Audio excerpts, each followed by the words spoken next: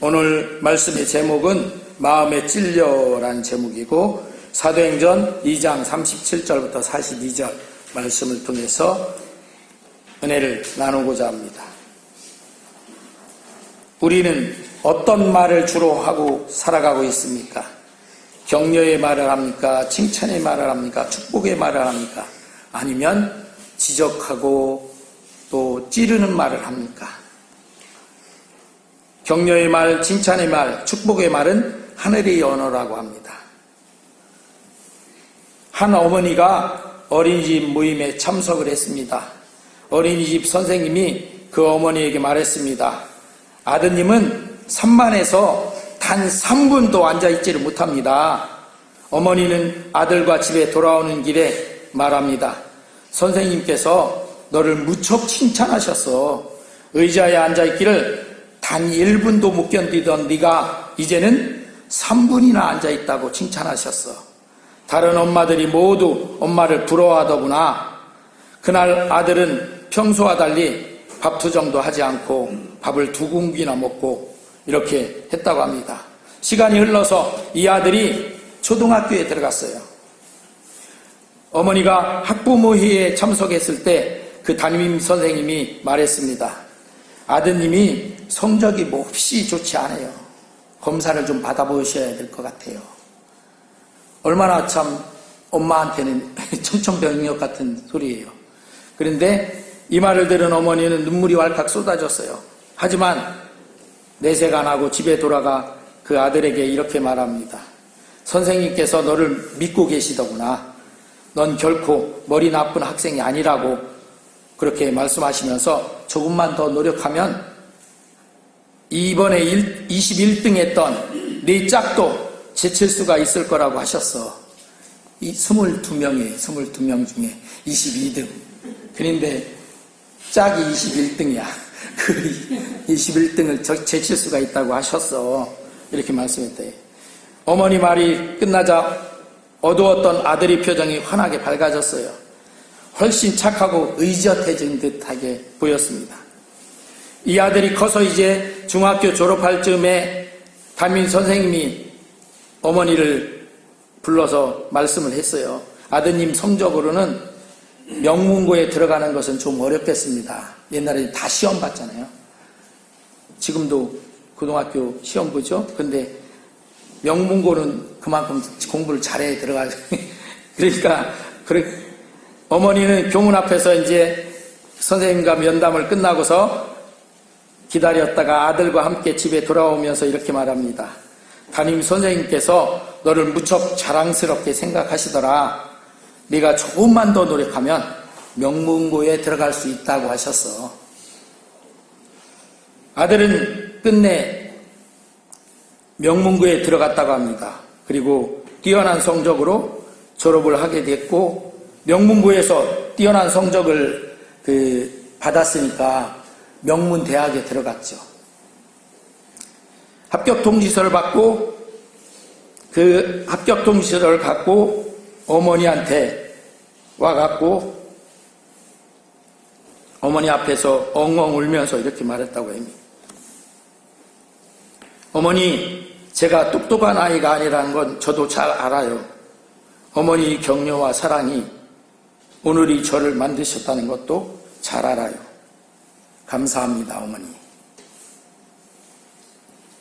이 사람이 누구냐면 요즘 전에 국회의원도 했고 TV도 가끔 나오는 그 범죄 심리학을 최초로 연구해서 분석관이 된 피 교수, 그냥 피 교수라고 말하겠습니다. 피 교수의 실화라요. 그분이 TV에 나오면 굉장히 똑똑하거든요. 근데 어렸을 때는 그렇지 않았었던 것 같아요. 그런데 그런 아들을 그렇게 어머니가 만들어 놓은 거죠. 격려의 말, 칭찬의 말, 축복의 말을 해서 그렇게 만들었다 이렇게 합니다. 이렇게 한번 말해보면 좋겠습니다. 당신은 잘 될 겁니다. 옆에 있는 분에게 시작. 당신은 잘 될 겁니다. 한 번 더. 당신을 믿습니다. 시작. 당신을 믿습니다. 한 번 더요. 당신은 좋은 사람입니다. 시작. 당신은 좋은 사람입니다. 이렇게 말하려고 하면 내 속에서 이 사람 별로 안 좋은 사람인데 이런 거 가로막는 거 있죠? 그걸 넘어서야 돼. 그걸 못 넘어서면 이 말을 못 해요. 그렇잖아요. 근데 그걸 넘어서면 돼요. 그러니까 무슨 얘기냐면 그 가로막는 것은 참소하는 마음이에요. 참소하는 마음. 우리 요한계시록에 보면 하나님 그 보좌 앞에서 참소하는 자가 있다고 했어요. 그게 누구냐면 마귀예요. 마귀는요, 우리를 다 참소하고 있어요. 지금도. 예수님은 우리를 하나님 앞에 천거하는 거예요. 저 아들이, 저 딸이. 이러면서 하는데, 마귀가 옆에 있다 뭐라고 하냐면, 그 사람이요, 이런 잘못도 있고, 이런 잘못도 있잖아요, 우리가 다. 그런데, 그걸 갖고 참소를 하는 거예요. 그러니까, 참소하는 말을 자꾸 하면, 마귀 편에 서는 거야. 그러지 말고, 어떻게 해요? 하늘의 언어. 당신은 잘 될 겁니다. 당신을 믿습니다. 당신은 좋은 사람입니다. 그렇게 말할 때마다 뭐가 가로막는다고요? 잘 될 겁니다. 그러는데, 그렇게 해갖고 너 잘 되겠냐? 이런 생각들이 떠오른단 말이에요. 그럼 어떻게 해야 된다고요? 그걸 넘어서야 된다. 그걸 치워버리시기 바랍니다.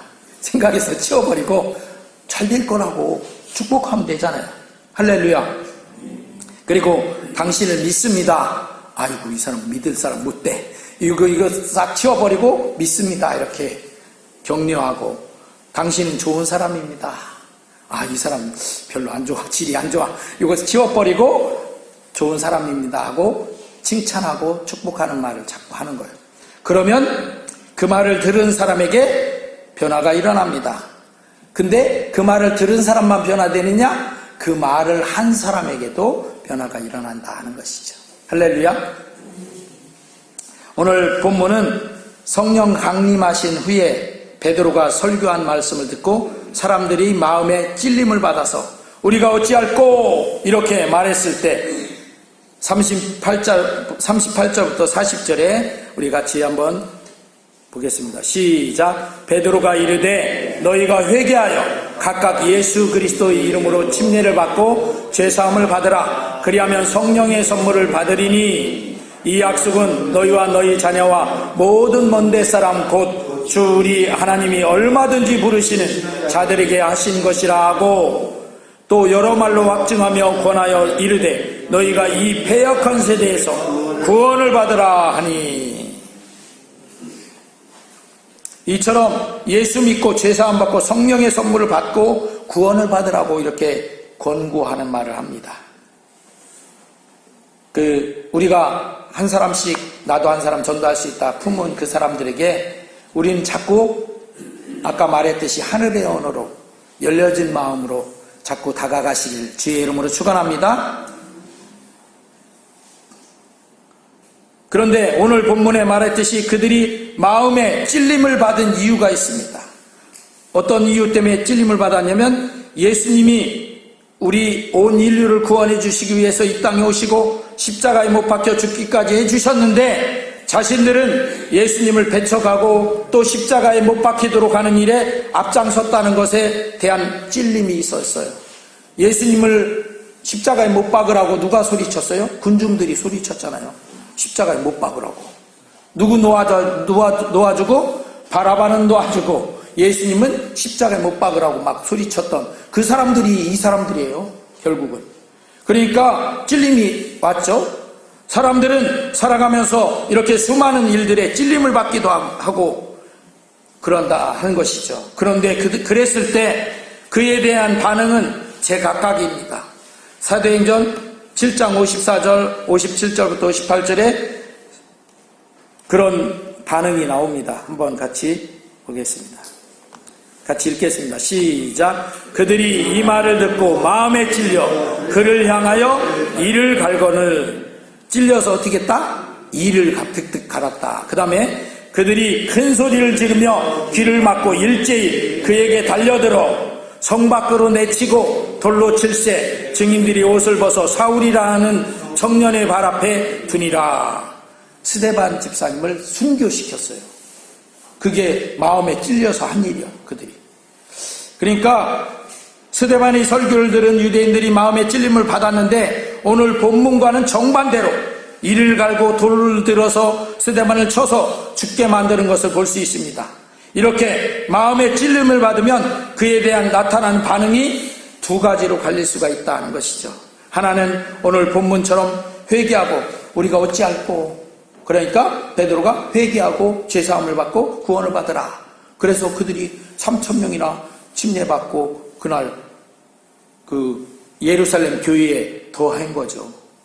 그런데 스데반 집사님 그 앞에서는 오히려 스데반 집사님을 돌로 쳐서 죽였던 것이에요. 이를 갈고 마음이 완악해지고 하는 것은, 마음에 찔렸다는 것은 자신이 잘못되고 있고 그것이 드러나는 아픔이 있다는 것이죠. 찔림은 어떻게 해요? 아프잖아요. 찔림을 받아서 마음이 아픈 거예요. 왜? 자기가 잘했든 잘못했든 간에 찔림을 받았다는 거죠. 그랬을 때 아픔이 있어요. 근데 그 아픔을 당연히 내가 잘못했으니까 하고 회개하는 마음으로 받아들이는 것과, 그리고 오히려 그래서 나를 어쩔 건데 하고서 오히려 이를 박박 갈면서 이렇게 받아들인 것, 이게 두 가지가 있다는 것이죠. 그 아픔에 대한 수용과 회개가 있고 돌이켜 이를 갈고 흉폭해지는 그런 두 가지 반응이 있다는 것입니다. 우리가 올해는 이렇게 찔림을 받고 돌이켜 하나님의 구원에 이르도록 하자는 것입니다.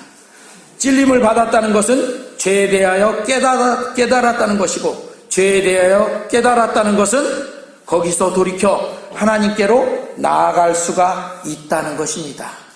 죄에 대해서 깨닫지 못하면요, 하나님께 못 나가요. 그냥 거기서 수답해요. 그런데 찔림을 받았다는 것은 이미 내가 이게 뭔가 잘못되고 있구나 하는 죄에 대한 그런 찔림을 받았다는 거죠. 그리고 그 죄에 대해서 깨달았으면 그때부터 거기서 회개하고 하나님께로 나아가면 되는 거죠. 찔림을 받지도 않고 죄에 대해서 무뎌지면 감동도 없고 돌이켜 회개할 수도 없어지게 되는 것이에요.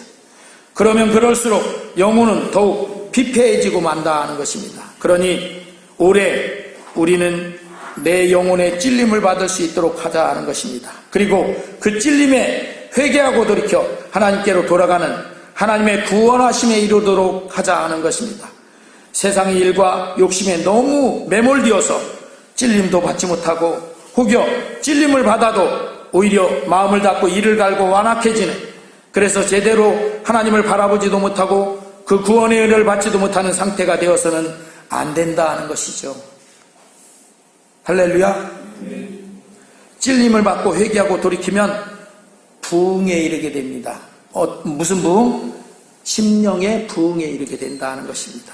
우리 심령의 부흥이 먼저 이루어져야 합니다. 본문에서 베드로의 설교를 듣고 찔림을 받은 그 많은 사람들이 회개하고 돌이켜서 주 예수를 믿고 받아들이게 됩니다. 그래서 그 하루에 3,000명이 침례를 받고 신도의 수가 3,000명이 하루에 더해졌어요. 할렐루야. 이거 기적이잖아요. 기적. 그 기적적인 역사가 나타났어요. 기적이라는 것은 어떤 게 기적이냐면, 한번 잘 들어보세요. 작은 두메 산골 마을에 세 식구가 사는 오두막에 걱정거리가 생겼어요. 세 식구라는 것은 어머니와 아들 둘이 살았어요. 그런데 그 아들이 큰 아들과 작은 아들이 있는데, 작은 아들은 5살이에요. 큰 아들은 7살이에요. 5살 막내가 알아놓은 지 여러 날이 되는데 변변한 치료 한번 받아보지 못하고 그냥 시들어가고 있어요. 끙끙거리며 알면서 아프다고 하는데, 엄마는 너무 집이 가난하고 어디 병원에 갈 수도 없고 형편이 그러니까 할 수 없이 아이 머리만 쓸어주면서 기도하는 거예요. 엄마는. 그런데 어느 날 이 형이 가만히 들어보니까 엄마가 간절한 기도를 드리는데 자기 동생 머리에 손을 얹고 하나님이 기적을 베풀어 주셔서 얘를 좀 살려주세요. 이렇게 기도를 하시는 거예요. 그러니까 이 형이 이렇게 듣고서는 그래? 기적이 있으면 살아나? 기적이란 약이 있나 보다. 이렇게 생각을 한 거예요. 그래가지고 그 다음날 엄마 몰래 돼지 저금통이 하나 있었는데 그걸 뜯었어요. 얘가 뜯어갖고 그 돈을 세보니까 7,600원이 있다래요. 그래서 그 돈을 들고 읍내로 달려갔어요. 약국으로. 숨차서 이제 약국문을 팍 열고 들어갔더니 약사가 그 소년에게 야, 좀 진정 좀 하고 무슨 약을 사러 왔냐? 그랬더니 저기 우리 동생이 아픈데요. 기적이라는 약이 있으면 좀 주세요. 하고 돈을 내민 거예요. 그러니까 이 약사가 깜짝 놀랐어요. 기적이라는 약이 어디 있어요? 기적? 아니 기적이라니. 그러니까 이 애가 여기서 기적이라는 약 안 팔아요? 그랬어요. 그랬더니 이걸 어쩌나 여기서는 기적을 팔지 않는단다 하고 약사가 말했어요. 그랬더니 그 옆에 신사가 한 분이 있었는데 그 신사는 약사의 동생이에요. 동생인데 그 신사는 의사인데 의사인 동생이 옆에서 듣고 있다가 꼬마야, 네 동생한테 어떤 기적이 필요하니? 나도 몰라요.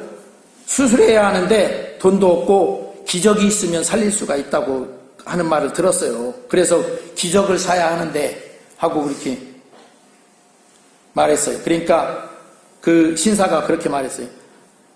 저런 돈은 얼마나 있지?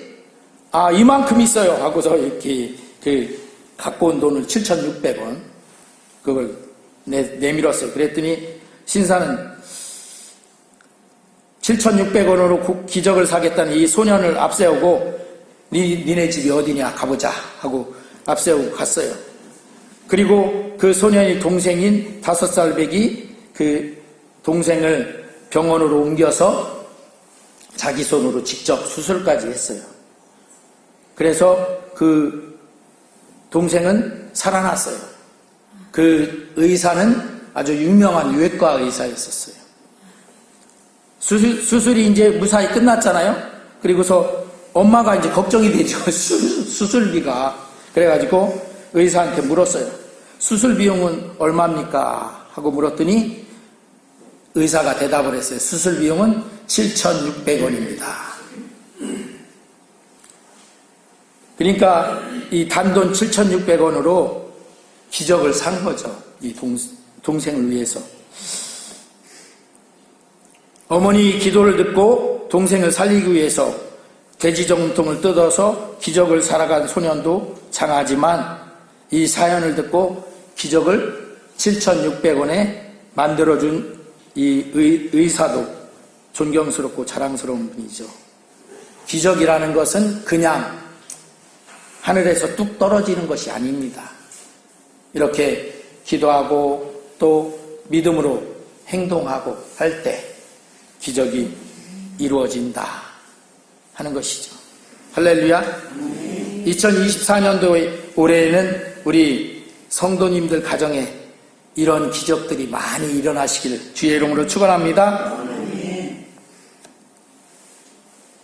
우리 교회에도 이 오늘 본문에 있듯이 3,000명이 한 번에 회개하고 침례받은 것과 같은 그런 기적도 나타나기를 간절히 원합니다. 기도